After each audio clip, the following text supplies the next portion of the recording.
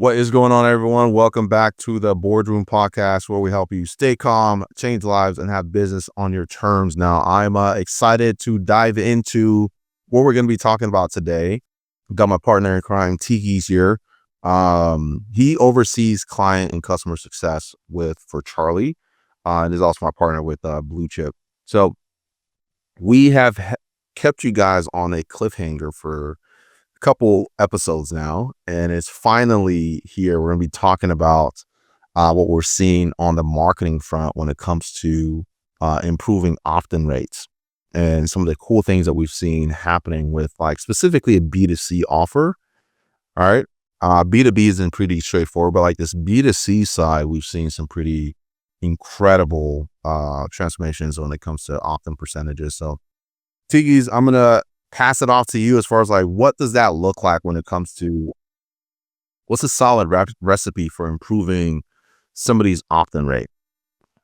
Yeah, first and foremost is what we like to do before we even get to the opt-in page is how does the ads look, right? Let's just say we're running a Facebook ad, and are we hitting at least the metrics there, right? Is the click-through rate there? Is the copy in line with the brand and the offer and whatnot? Is the headline, in line? And just start looking at the metrics and be like, hey, like, copy, all that is in line with what I'm offering, etc. It makes sense. Is the ad doing its job, right? Is it pushing people over to the opt-in page? And if it is yes, okay, great. That's good. Now let's go to the landing page, the opt-in page. And before you get into like the extra little stuff and here and there, does the messaging and does the copy on that opt-in page, the headline, subheadline, whatever, does it resonate with what you showed to the marketplace on the ad, right? If there is a disconnect, that is going to be your number one issue, is to fix the copy before you start adding all these extra stuff to it to try to increase the opt-in rate. So before you even start looking at your opt-in page, you got to take it a step back, right? People try to work on the wrong things, right? And you can actually work on the right thing in the wrong order, which is what people are doing a lot of times, right? So they can start fiddling with their opt-in page, but then you look at the ads and you're like, dude, your ad metrics suck. Like your link CTR is garbage. Your CTR is garbage. Your impressions are terrible. Like your ads aren't even doing their job. So you can't even properly diagnose if it's even the opt-in page that needs to be fixed. So first you got to fix the marketing campaign and make sure that's dialed in. And the nice thing about it is you have a faster feedback loop with your ads. Like you can tell very quickly if your headline is what is performing well, or if your copy is performing well, if your creative is performing well. So you get that dialed in first, right? Get the copy and get the hook set, get people to visit your landing page, get that fixed. And then you can use that data to start to adjust your opt-in page to increase conversions there. So now that we've done the pre-work, right? So they've gone through, they're looking at their headlines, they're looking at their copy, they're looking at their offer, their click-through rates and CTRs and all those things. And they're getting people actually clicking the ad and visiting the opt-in page. Now, what do we need to look at on the opt-in page to really optimize conversions and opt-ins? All right. So once we have the copy is on point, it makes sense and everything. I like very simple opt-in pages. I don't like I never even use images on my opt-in pages, right? People have this image over here, and then they have all these bullet points, and then the copy, and then the headline. Like, I like my stuff simple as much as I can because it removes a lot of variables, right? If you want to add the image and all that, well, you could do like a split test and then get one that's working properly. Then you can do all that other stuff, right? So I'm just going to tell you top to bottom, the exact structure that I like when I do opt-in pages. And I've done a lot of them, and I've had very good success on majority of all my opt-in pages, as long as the messaging and everything makes sense for the offer, for the brand, etc. Right? So I like to do a top headline, right? The top headline could be something like revealed or breaking news or attention, something like that on the very top headline, right? It's not the biggest thing. It's more of a middle size, how big it is in terms of like text wise, right? Then after that is where you have the main headline. This is like the big, bold, big headline that the lead would see from they go top to bottom. So top headline, main headline, very big. This is where you put like discover how to, or finally discover how the bank, whatever, right? So that is the main headline. Then after that, I like having a sub headline underneath the main headline to go in line from the main headline, and then it just goes right into the sub headline. So it kind of like works together. After that, I just literally just put an opt-in form and call it a day. I like to start there first because the main driver of all this is the messaging, top to bottom, very well organized. Is that going to, that's going to be the main driver in terms of pushing somebody to give their name, phone number, email to opt in. So that is the kind of the structure that I like when I like building some of this stuff out. Got it. I mean, one of the things that we could even do for those guys who are listening, if you're watching watching us on YouTube, what I'm going to do is I'm actually going to build out, open up an opt-in page so that you guys kind of see an example of this in real time, right? And then we can visually see what Tikis is talking about and how we go about actioning it, right? So if we go and look at our opt-in page for Charlie, for example, everything that we do follows the blueprint that we teach, right? So we have the call out section in the top here, and then we have the main headline, right? So the main headline, which is like a compelling message, and the recipe of a good headline is pretty much giving them what they want, right? Charlie and I will help you land more high ticket clients by filling your calendar only with qualified, ready to buy leads done for you. That's the main headline. It's like, okay, what does the client that we are targeting, what problem are we solving for them? You give that to them, right? You make it clear in the messaging. And then the sub headline is like, let us handle your DMs and paid ad leads. We'll pre-convert them before their first sales call. Again, giving them what they want and just saying like, we're essentially, this sub headline is kind of confirming what this headline is, right? And then the opt-in page is just, all right, fill out your information. Do you actually want this? Right. And sometimes you don't even need it to be a pop-up. Ideally, this probably wouldn't be a pop-up. We probably just embed the form on the actual page, make it easy for somebody to fill out and give us their contact info. So this is an example of this in happening in real time. Now, if we're going to take the time to improve this, what are the things that you look to improve if we're like, all right, we've done all this stuff. What would we add or remove to improve this opt-in? So if I were to make adjustments to the opt-in, I would probably do maybe 1 or 2 iterations of the main headline, right? 1 or 2 iterations, maybe a couple split tests, figure out what's the best headline. Once I get like, you know what, this is the best headline, I'm pushing it, this is probably the limit.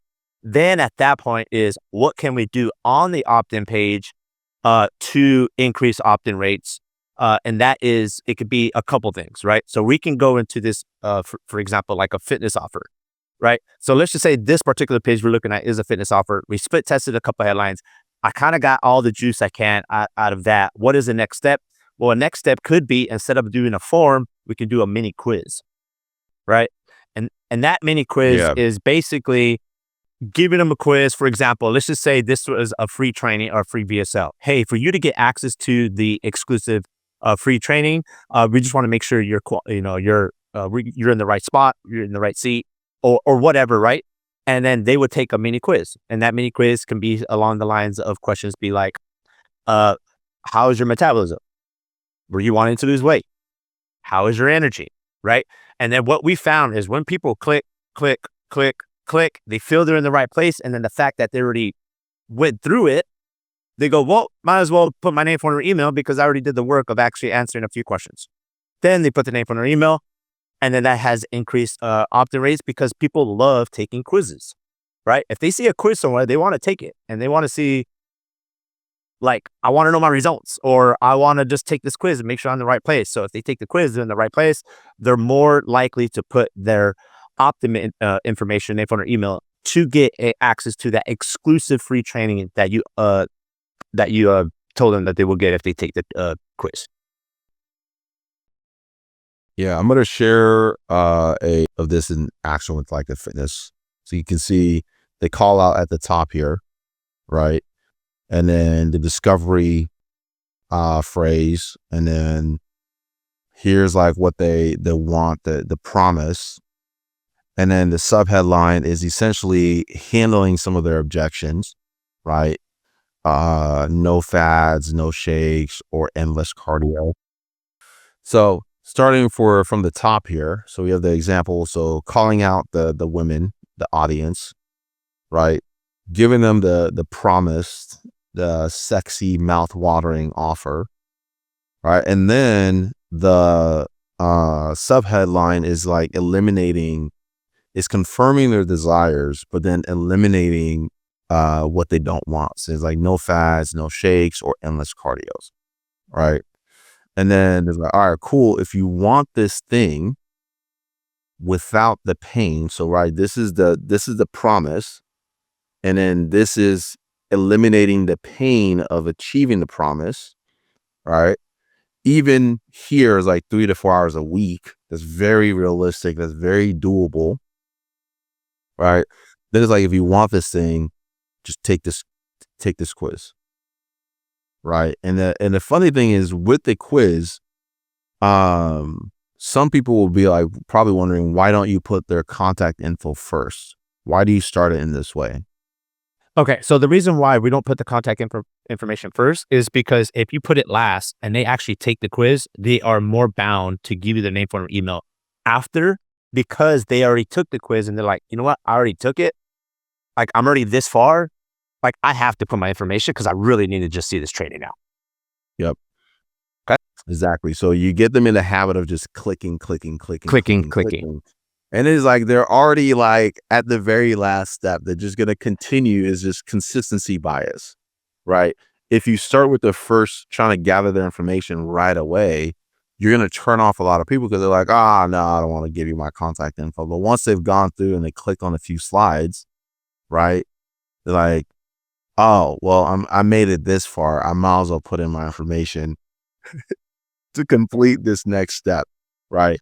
And that's really important. So what you want from top to bottom when you're talking about improving your opt-in rate is you want consistency of your message, right? So if you find a really good headline that's working really well in your ads, you want to pull that headline or variation of that headline into your opt-in page so that the message is congruent, right? And then you want to have ways that psychologically gets people to take the action that you want them to take. So for this B2C offer, for the fitness offer, those little mini quizzes seem to be performing really, really well because it's a low barrier. Ask them a question that any one of them could answer if they're the right person, right? Exactly.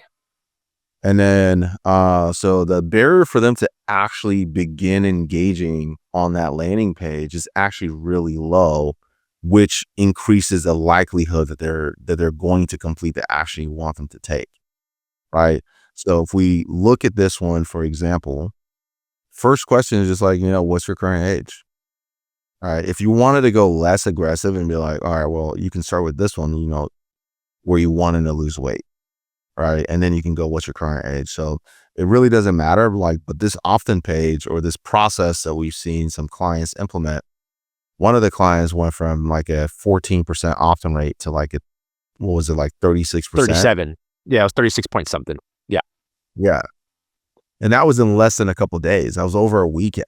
So to implement the change on like a Thursday night, went live like Friday, and then like Monday, their lead cost went from like $20 to $5 or less. Exactly. Just for making that tweak.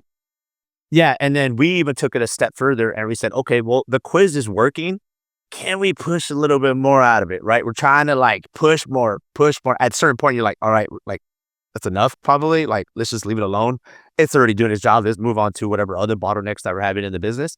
But I wanted to push it a little bit more. What can we do? How about we offer them an incentive for giving in for them doing the quiz and giving their info? So we said, how about we turn this into kind of like a freebie opt-in, right?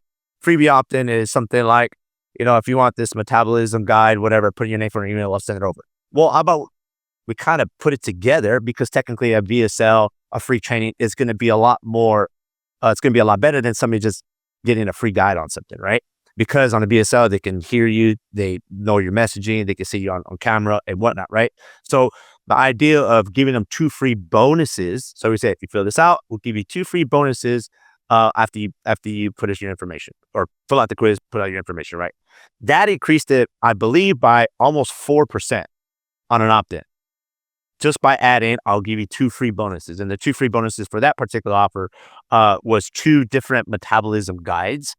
And then you just put it in their email, like, hey, you'll get this in your email on the next page, like on your VSL. Check your email. But in the meantime, check out the free training down below, right? Yeah. So by having that there, you're essentially forcing, if they want those bonuses, you're essentially forcing them to give you the correct information. Otherwise, they're not going to get it. Exactly. The information has to be accurate in order for them to get it. So at the end of the day, like the marketing and lead generation really comes down to knowing who you're targeting, right? Knowing what problem you're solving for them, and being able to position and communicate it in a way that gets them to actually take the action that you want them to take, right? What kind of ethical bribes do you need to have? You need to make sure what you're giving them is actually of value and what they want. So if you do all of that, right, and you've done all this work fixing your opt-in page, and you're finding that nobody is still opting in, then it means what you're offering them they don't want. There you go. Right. So They don't like it. I've never gone through this entire process and checked off all the boxes and it not work. Right. Only time it has not worked is if we're targeting, if it just became very clear the market has spoken, they do not want this. Right. Then you have to kind of go back to the drawing board and reassess, okay, how do I need to package it so that it does give them what they want? Maybe we need to pivot entirely on, instead of doing, the VSL, maybe we do a free program or whatever it is. Right. Or a challenge or whatever, 5-day challenge or whatnot, etc. Yep. But it all comes down to just being able to be willing to test and not get your emotions into it and just really think through, okay, what did the numbers say? All right. And then what are some adjustments that I can make based on these numbers, and picking one thing to change at a time. Right. Exactly. So you can track the results of those changes and how it's actually impacting. Exactly. And what's pretty cool about that quiz is you can get creative with it, right? So yes, somebody reading all that, doing a quiz, and then submitting their info, you're pretty much your ideal person in terms of like a mom, 35 plus, success driven, like they're in that bucket, right? Yeah. And you can segment them based on how they answer the quiz questions. Exactly. Right. So if people have gone through all that, a single person that's not a mom is not going to bother doing any of that stuff, right? And but another thing is, so not only that, so that should improve your quality right there in terms of at least the right person. That might not say maybe improve your quality in terms of money wise, but it improves your quality. At least you get the right person, the info. So they might not buy right then, they might not book a call, whatever, but at least they are technically the right person. So if you do any type of follow-ups or whatever, maybe they might book a call 7 days, 10 days, 21 days and whatnot. But that's one thing. And then the second thing is that mini quiz can almost be like a mini application. So you can segue certain people to the VSL because you can be nice and cute with some of the questions and reword them almost like a financial question, but the lead doesn't know it's actually a financial question. So yeah, like one example on that, even that I saw in that quiz, is like, how are you working full time? How many hours per week are you working? Which is like one of my favorite like soft financial questions, because it's like, if you're unemployed, we can't help you. Like, we're not offering a free service. So If somebody's working full time, however, then you're like, okay, they probably have the possibility of being able to afford what we're trying to do for them. Now we can actually move them to the next stage in the sales process and eliminate talking to the wrong people entirely early on. All right. Exactly. And then by you doing that, so not only has somebody taken a quiz, somebody's giving, and then they answered how many hours that they work in per week. Then they give you the name, phone, or email. If all those things justify what they did, they can land on your VSL, and then your pixel data starts getting fed actually decent data that you push back to Facebook. And so Facebook, give me more leads. You know how it is, how hard it is. They need to take the quiz, they put name, phone, email, and they have to be working full time. Oh, I start pushing that lead back instead of you just saying maybe like the lowest barrier to entry, name and email, right? Then it's name, email, phone. Then it's a quiz.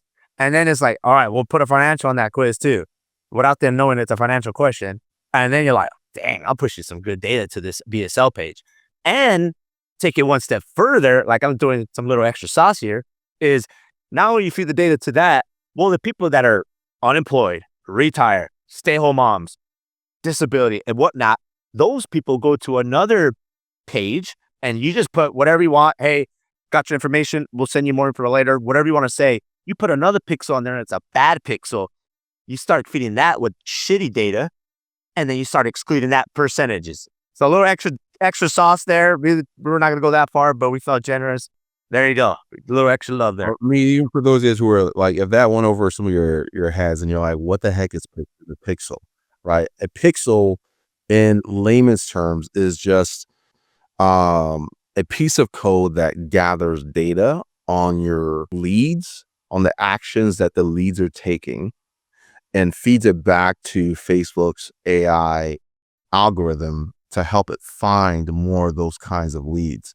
So the quality of the leads that Facebook is able to send you is directly in proportion to the quality of the data that you're able to send back to their platform. So having a quiz on the front end of like a B2C offer like that allows you to segment and only allow people who are qualified to hit the next page in your sales funnel to fire the pixel and send that data back to Facebook. And then you can create a separate pixel where you can start training Facebook on who you don't want to get in front of and then exclude that data from your main campaigns. So there's a lot of cool things you can do with it that a lot of people never even considered. That makes a big difference because then you can create new audiences from the data that Facebook has gathered on the kind of people that you want and start to expand your ability to reach more of those types of people and spend your money effectively. And that's really what it boils down to, is like, how do you effectively spend money on ads and do it profitably at the end of the day? So hope you guys found that helpful. If you like stuff like this that we're diving into, do us a favor, leave us a comment and share it, the episode with anyone that you think will find it super helpful. All right. Till next time, guys, stay calm, change lives, and have business on your terms. Peace.